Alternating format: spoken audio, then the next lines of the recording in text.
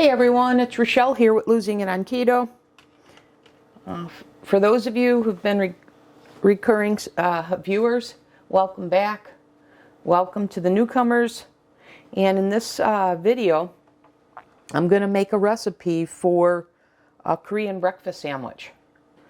And what makes this Korean is I adopted, it's the method. And I adopted this method when I made the pancakes last year, and when I made the bread rounds last year. So how you get or apply the Korean method is they're all about lighter, fluffier, etc. So in the pancakes and the bread rounds, it was to have the egg whites as stiff peaks to get a higher lift. Well, applying a similar type logic here, when we're dealing with fat, such as whole eggs, we're going to go through a technique that's supposed to give a rise to the cake, to the egg, much more than if we were to scramble it. So I'm going to put that to the test here, but that's the intent. And the why is because, I've got a number of videos on the channel, if you've been watching my videos, that speak to how to increase satiety on a high-fat, high-protein, low-fat, low-carb way of eating. Now I find eating sufficient protein satiating in and of itself, but it never hurts to add more of a quote-unquote full factor, feeling full factor. So that's what we're going for here. So pretty simple ingredients. I've got 6 eggs that I've already cracked in this bowl. Now, we do not want any air in this. This is where applying the Korean technique comes into play. So you don't want to whisk this. You don't want to blend this or anything. You just want to take a good old fork, and even your technique with the fork, you just want to go side to side, not circles. Because like I said, the idea is we don't want to whip air into this. And that's the oven preheated now to 325.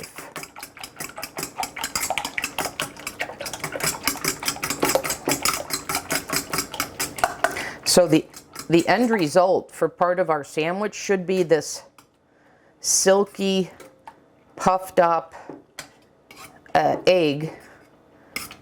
So we'll see. That's what we're going for.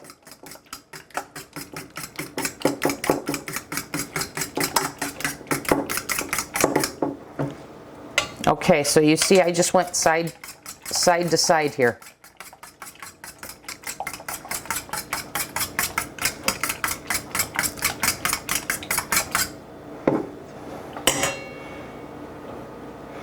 All right, now to this, I want 238 liquid egg whites and 210 grams of keto milk. And again, the keto milk is 1 part whole milk to 3 parts water.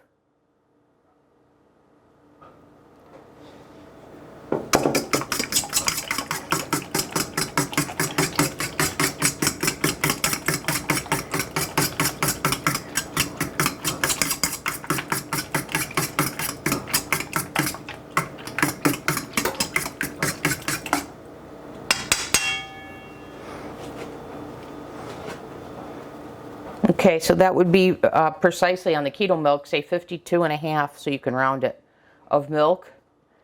And then the rest water to get the 210 grams. I just want to make sure I've mixed these sufficiently.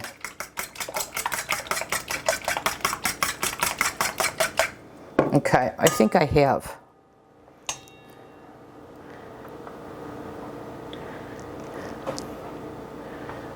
Okay, let me get something to rest this down on.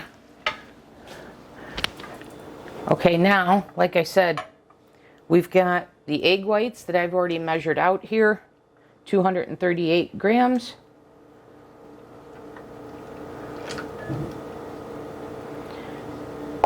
And then the 210 grams of keto milk.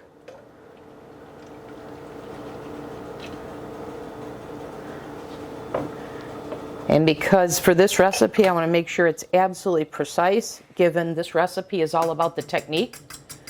I have weighed out the salt too, so I've got 4 grams of salt that I'm going to add.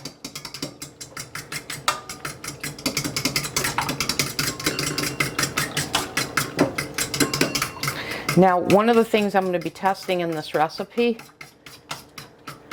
is it's supposed to require milk.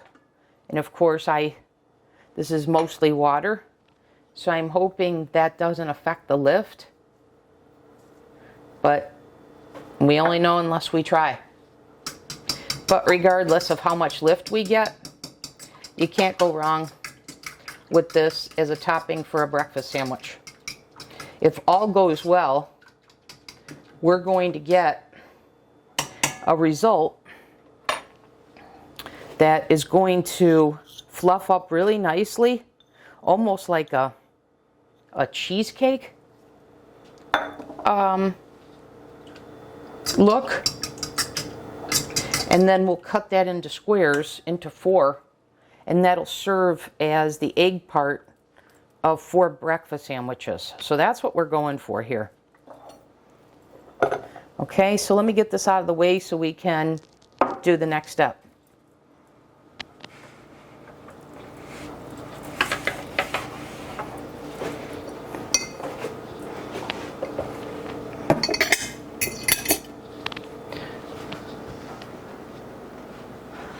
Okay, so you want a deep baking dish because this is going to be used for the water bath. And then we want an 8x8. You can use a pan, like a brownie pan. But I'm going to do it this way. And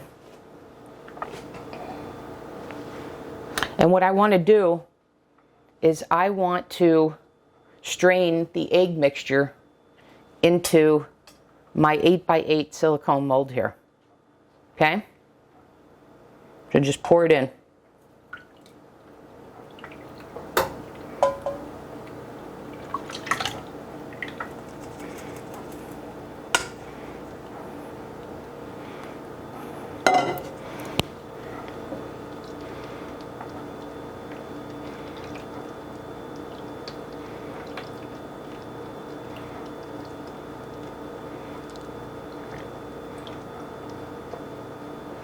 And there's going to be some of this mixture that gets left behind.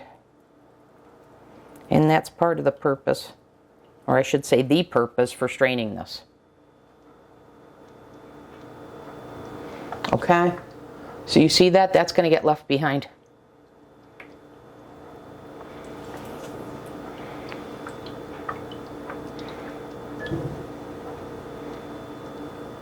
Okay. That's done. Now what we want to do is we want to tap this down, and we want any air bubbles to come to the top. Now for the tapping down purpose, I will say I didn't anticipate that. It would definitely be better if this was a metal pan, so something I will be mindful of next time.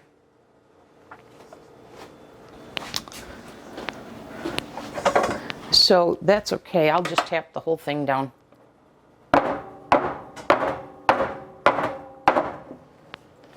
All right, now, before we put this in the oven, the last step is I want to create the water bath. So I have boiling water from my kettle here. And I'm going to pour the boiling water into my dish here so that it comes up about about halfway. Definitely do not get it into the mixture like I just did a little bit. So probably would have been smarter to have a bigger size.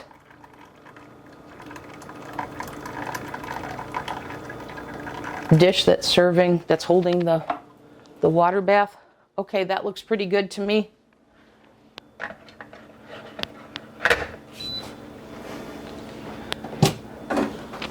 All right, I'm going to put this in the oven for 25 to 30 minutes, and I'm going to want this temperature of this egg to be 170 to 180 degrees. So I'll come back in the next segment. Okay, I'm back in this segment. I took this out. It wound up taking me 60 minutes, but I was supposed to cover this with tin foil, and I forgot that step. So I think because I forgot that, it took nearly twice as long to reach. When I put the thermometer in, this was 178 degrees. So I think that is why, because I didn't cover it. But anyways, let's take this out. I wanted to show this on camera. So you see it comes out very easy when using a silicone mold, and I didn't even have to grease that mold. So you see, before I cut that, you see the lift on this, and that's what we were going for. All right, so I'm going to cut this into squares because, as I mentioned in the prior segment, the goal here is to get 4 breakfast sandwiches.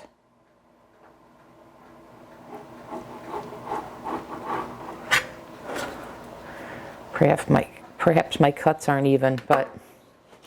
And then I made the bread rounds. I'll link to the video. I did this in a prior video. This time when I made them in the oven. Last time I made them on the griddle. So I have more precise instructions if you're doing that. So I'll update the recipe for these, but link to the video. But anyways, these are going to serve as the bread for the sandwich. And then I have some cheese over here that I'll get to next. But right now I've got some chicken sausage just heating up a little bit. So let me get that. They're already cooked, so they just needed to be heated.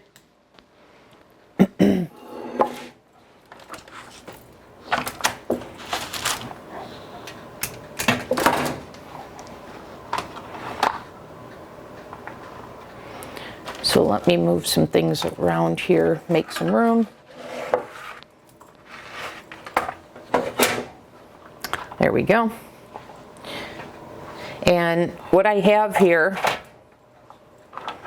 once again, I'm trying to control the ingredients to control the macros for these. So I have 2 servings of the AmyLy Chicken Bkfst Sausage here. So that would be 6 links that I cut up first half and then split down the top. And then I have 14 grams of sheep cheddar cheese grated for each of the sandwiches. So I have 4 of these. So all I need to do now is start assembling the sandwiches. So I'm going to take, and by the way, I don't know why this doesn't happen on the griddle, but I made these rounds yesterday, and they started to get a little bit of the wet, so I just threw them in the air fryer for a minute to take care of that on both sides, and it immediately took care of it, but just a heads up on that. Okay, so I'm going to sprinkle a little bit of cheese on the bottom. Keeping some for the top. Okay, and then I'm going to take one of these squares and put that, actually, you know what? I want to do both. Hold on here. So I've got 24 of these based on how I cut them.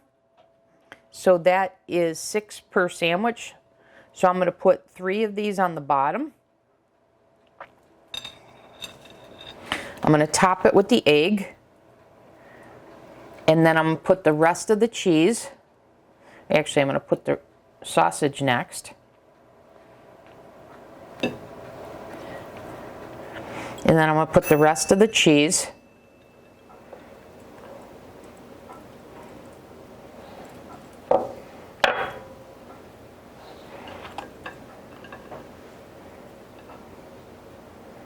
And even though the egg mixture had salt in it, I'm going to salt and pepper this.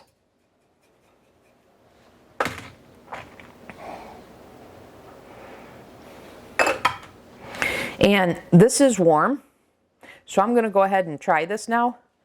But if I were to take these out of, say, the refrigerator or the freezer, then I would put them on defrost in the microwave. And I'll talk about that here in a second.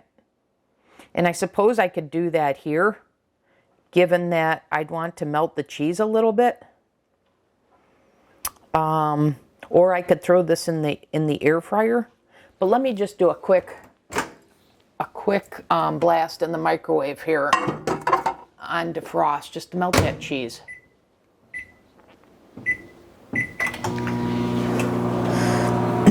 So just 20 seconds. And then we'll assemble the rest of the sandwiches. And then I got the paper here, because I'm going to wrap them in the paper for storing. And then these will, like I said, refrigerate or freeze. I'll go one more time.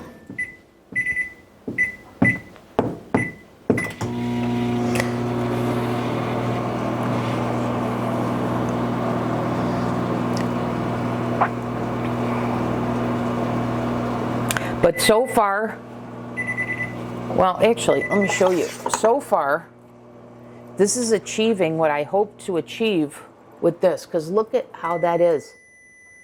That is exactly what I was going for. It appears to be very, based on feel, it feels very silky, and that's what I was going for. And this gets back to, having that lift here and improving, because there's more volume, to help improve satiety. Because, if it bulks up, you just feel like you're consuming more, so it's taking up more space. So let's set that aside before I give it a try. Let that cool down. Put that over here, and let's make our others.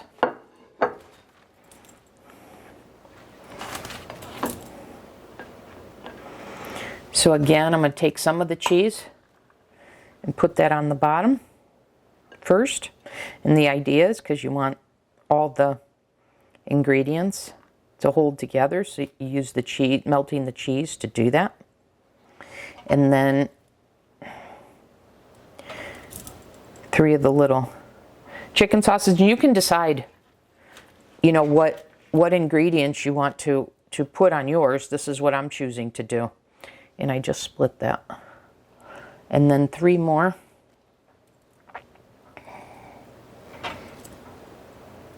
And then the rest of the cheese.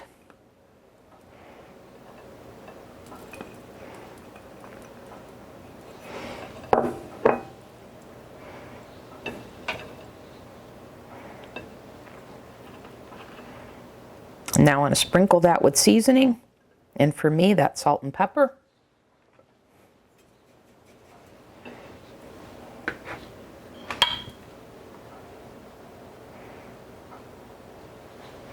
And now I've got a piece of wax paper that I'm going to wrap it in.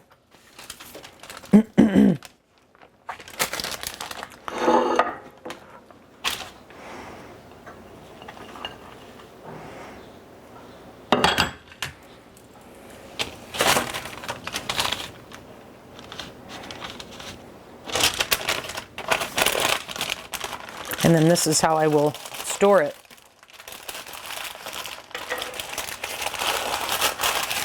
And then, doesn't that look like, say you go through a drive-thru and get an egg sandwich?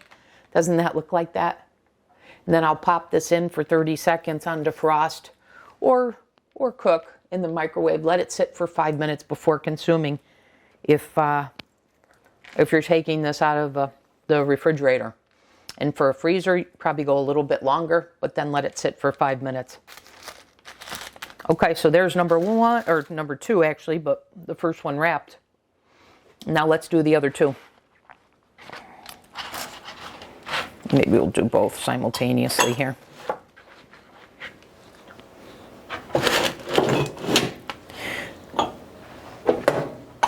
So again, let's take half of our cheese per serving. And this is 14 grams. So I'm doing essentially 7 grams and 7 grams.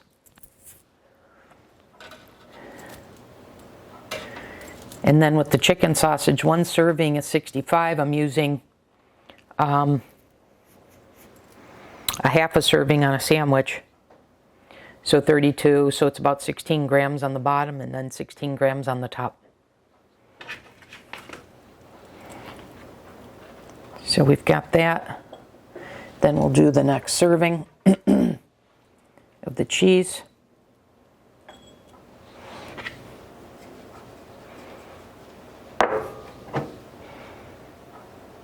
Just decided to add the seasoning next. Okay, and now the cheese.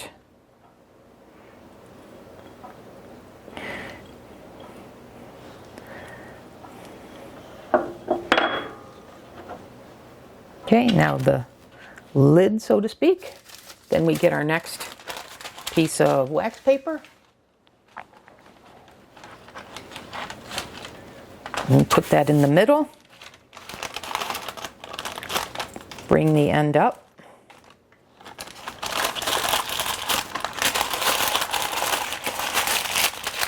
And just fold it up. And there's sandwich number 2. And now the last one. This time I'll be smarter about it. I'm going to put the sandwich on the paper first. Should have done this like that. And then again, let's start with the cheese.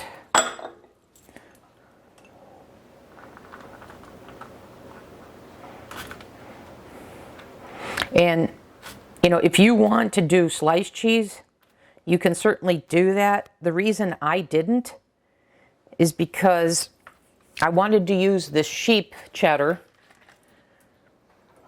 which only comes in a block, so I had to grate it.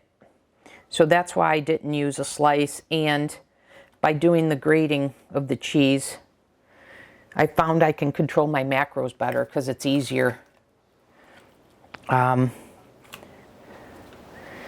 taking a slice of cheese and trying to take strips of it for how many grams I wanted.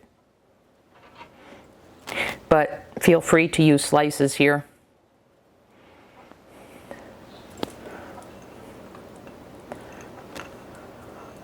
And then as always, all of these,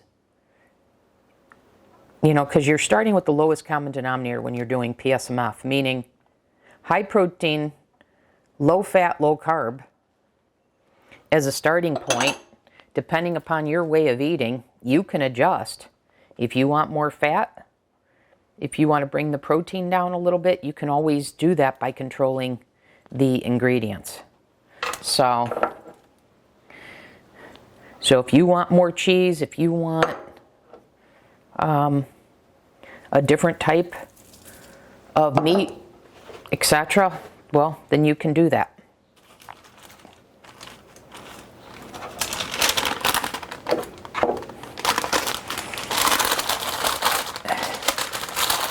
So as I said, this recipe makes 4 sandwiches, and you see those are pretty good size sandwiches. So there you have it, and pretty simple, really. In that, once you get your egg portion, then it's just a matter of assembling the sandwiches after you've measured out the ingredients that you're going to use as the topping. So it's now the moment of truth, which is let's give it a taste. Let's put it to the test. And while I'm just making some space here, one of these, based on the ingredients that I used, is 323 calories, 34 grams of fat. 34 grams of protein, 19 grams of fat, 2 total carbs, 2 net carbs, for a protein to energy ratio of 1.6. So I've mentioned this in another video, and actually in quite a number of videos, which is, you know, my daily fat macros, my target is 30 grams. So this has 19 in it, and I could have taken the chicken sausage out and brought it down. I could have used less cheese, I could have used no cheese, etc. So this is how you can manipulate to hit the macros you want in a given meal. So for me, I wanted it this way, and then I know in my other meals, they just have to be, you know, combined a total 11 grams of fat for me to hit 30 for the day. So that will include a lean, extra lean poultry. And so therefore I'm planning to have turkey. I'm going to have chicken stock with turkey for my second meal. And then for dinner, I'm going to have turkey again. And that's the way I accommodate having 19 grams in one meal. So I think my second meal has like a gram of fat, and then that leaves me 10 for my third meal. So you see how you make it work. But anyways, let's stop talking and let's give it a try. This is cooled enough. Let me see. That's how it looks, and here we go.